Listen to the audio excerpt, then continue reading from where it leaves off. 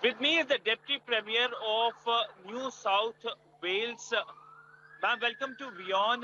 My first question to you is, how do you see the Indian Prime Minister Narendra Modi's visit to Australia, to Sydney? We saw he got a rock star welcome here. I can tell you from a personal perspective, I don't think I'll ever see anything like that again in my lifetime. It was such a spectacular event to see so many people from the diaspora that live here in Sydney celebrating the Prime Minister's arrival. And also, importantly for me, as a Member of Parliament here in Australia, celebrating the unique relationship that India and Australia have with each other. Ma'am, you are a person of Indian origin. How do you see the role of the Indian diaspora in Australia? They have been playing a positive role, but if you can talk about, because you are the most powerful woman, as they say, in New South Wales as well. I have the joy of not only being of Indian descent. My father came here when he was 14 from Darugapur with his family. I also have the joy of representing in my own community a really large Indian community full of people that are migrating from India, making Australia and Sydney, particularly Western Sydney, their home.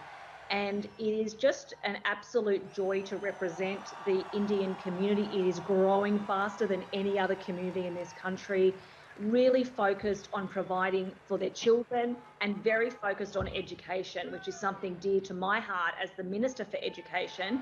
But there wouldn't be a day that doesn't go by where an Indian family in my community doesn't raise the importance of education with me.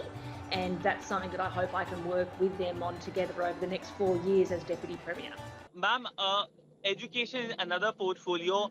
Now, many Indians do come to Australia for education. Yep. If you can give one reason why they should come to New South Wales for education and what perhaps opportunities they have in this part of Australia. Well, to start with, Australia is one of the most, if not the most successful multicultural country in the world. And we welcome people coming from India with open arms. There are so many opportunities in what are emerging industries here in Australia, and particularly in Sydney, in New South Wales, as the biggest state.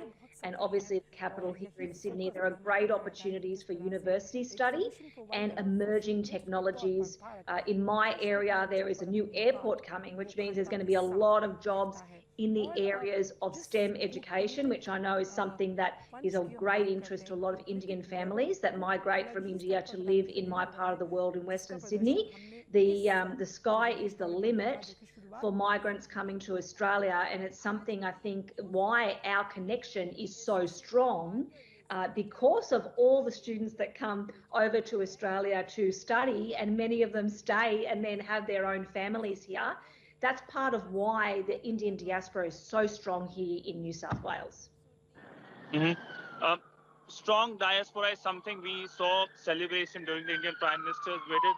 But essentially, when it comes to the deliverables from the visit, how do you see that? Because there were deliverables like the mobility pact that will pave way for legal migration of Indians to Australia. So how do you see that as well? Yeah, I think that we will see the results of our productive relationship with each other, Australia and India, and I think particularly the wonderful working friendship that obviously exists between Prime Minister Albanese and Prime Minister Modi.